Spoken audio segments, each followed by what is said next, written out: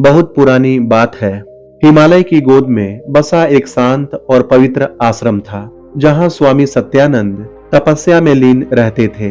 दूर दूर से लोग उनके दर्शन करने और जीवन की उलझनों के समाधान पाने के लिए आते थे। स्वामी जी का एक ही उत्तर होता, सब कुछ पूर्व कर्मों का फल है, भाग्य का लिखा कोई नहीं टाल सकता। एक दिन एक युवा ब्राह्मण युवक अर्जुन आश्रम में पहुंचा। उसका चेहरा निराशा और क्रोध से भरा हुआ था। उसने स्वामी जी के सामने जाकर कहा, स्वामी जी, मैंने जीवन भर धर्म का पालन किया, परंतु मुझे केवल दुख ही मिले। जो लोग पाप करते हैं वे ऐसो आराम की जिंदगी जी रहे हैं। क्या यही है भगवान का न्याय? स्वामी सत्यानंद मुस्कुराए और बोले, वत्स, तुम उत्तर तो चाहते हो, पर सच्चाई को समझना नहीं चाहते। भाग्य का लिखा कोई मिटा नहीं सकता, क्योंकि वह तुम्हारे ही कर्मों का प्रतिबिंब है। अर्जुन ने जिद की, क्या भाग्य से बड़ा कुछ भी नहीं है? क्या तपस्या, मेहनत या प्रार्थना भी उसे नहीं बदल सकती? स्वामी जी ने शांत स्वर में कहा, तुम्हारे उत्तर का मार्ग तुम्हें स्वयं खोजना होगा।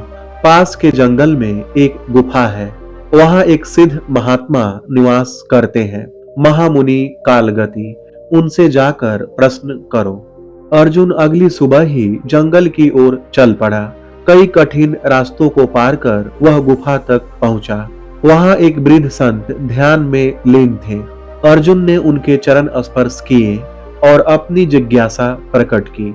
महामुनि कालगति ने धीरे से आंखें खोली और बोले, वत्स, मैं तुम्हें एक यात्रा पर भेजता हूँ।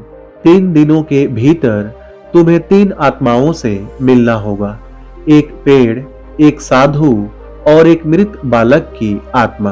वे तुम्हारे उत्तर है। अर्जुन आश्चर्य में पड़ गया और आदेश मानकर चल पड़ा।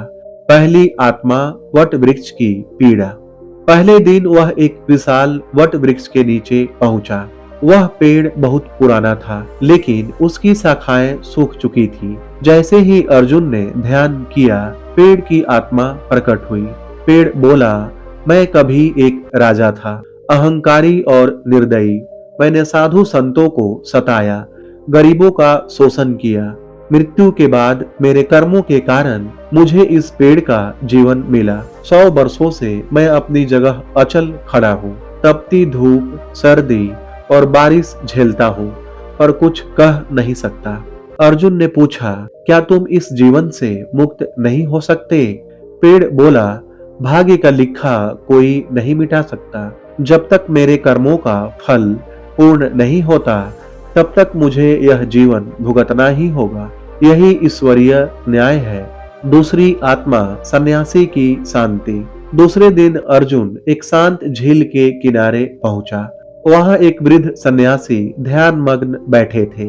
वे तेजस्वी थे। उनके चारों ओर एक दिव्य आभा थी। अर्जुन ने उनसे वही प्रश्न किया। सन्यासी बोले, मैं एक साधारण गृहस्थ था, पर मैंने जीवन भर सेवा, दान और साधना की। मेरी पत्नी और बच्चों ने भी सच्चाई का मार्ग अपनाया। जब मृत्यु आई, तब मेरे कर्मों ने मुझे तुरंत मोक्ष का द्वार खोल दिया, पर मैंने स्वयं ईश्वर से प्रार्थना की कि मुझे एक और जन्म दो, ताकि मैं औरों की सेवा कर सकूं। अब मैं इस जीवन में तपस्या करता हूं, पर मेरा भाग्य मेरे ही कर्मों से बना है। अर्जुन ने पूछा, तो क्या भाग्य बदल सकता है? साधु मुस्कुराए, भाग्य बदला नहीं जाता, उसे समझा और स्वीकारा जाता है। अगर तुम वर्तमान में शुभ कर्म करो तो अगला भाग्य उज्जवल बनेगा। तीसरी आत्मा बालक का रहस्य। तीसरे दिन अर्जुन एक सुनसान शमशान में पहुंचा। वहां एक दिव्य प्रकाश की तरह एक बालक की आत्मा प्रकट हुई। वह बहुत शांत और प्रसन्न दिखता था। अर्जुन ने उससे पूछा, तुम्हारा जीवन तो अभी शुरू भी नहीं हुआ था, फिर तुम्हें मृत्यु क्यों मिली? बालक ने उत्तर दिया, मैं पिछले जन्म में एक महान योगी था, पर मेरे भीतर एक अंतिम आसक्ति थी। मैं अपनी सिद्धियों पर गर्व करने लगा था, इसलिए इस जन्म में मुझे केवल शिशु रूप में जन्म मिला और शीघ्र ही मृत्यु प्राप्त हुई, ताकि मेरा अभिमान पूर्णतः नष्ट हो सके। अब मैं पुनः जन्म लेकर साधना करूंगा, लेकिन इस बार अधिक विनम्र होकर। अर्जुन की आंखें भर आई।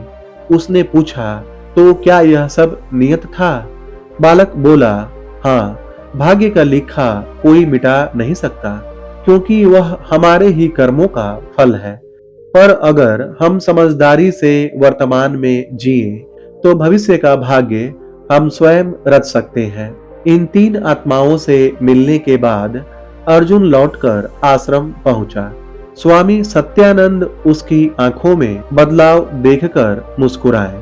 वे बोले, अब बताओ वत्स, क्या तुमने उत्तर पा लिया? अर्जुन ने सिर झुकाकर कहा, हाँ स्वामी जी, अब मैं जान गया हूँ कि भाग्य कोई ऊपर से थोपे गए नियम नहीं, बल्कि हमारे ही कर्मों की छाया है। उसे मिटाया नहीं जा सकता, लेकिन हर नया कर्म अगला भाग्य बना सकता है। इसीलिए हमें वर्तमान में शुभ सत्कर्म और सेवा में लगे रहना चाहिए। स्वामी जी बोले, यही सच्चा ज्ञान है। जो इस सत्य को जान लेता है वही जीवन को सही अर्थों में जीता है। दोस्तों, भाग्य कोई रहस्यमय शक्ति नहीं, बल्कि हमारे ही कर्मों का परिणाम है। जो जैसा करता है उसे वैसा ही फल मिलता है। आज नहीं तो कल भाग्य को कोसने से अच्छा है कि हम अपने कर्म सुधारें, क्योंकि हमारे वर्तमान कर्म ही भविष्य का भाग्य बनाते हैं। भाग्य का लिखा मिटता नहीं, पर नया भाग्य हम हर पल लिख सकते हैं। दोस्तों, यह छोटी सी कहानी कैसी लगी? कमेंट सेक्शन में जरूर बताएं। वीडियो पसंद आई हो तो इसे लाइक करें, शेयर करें और चैनल को सब्सक्राइब करें। धन्यवाद।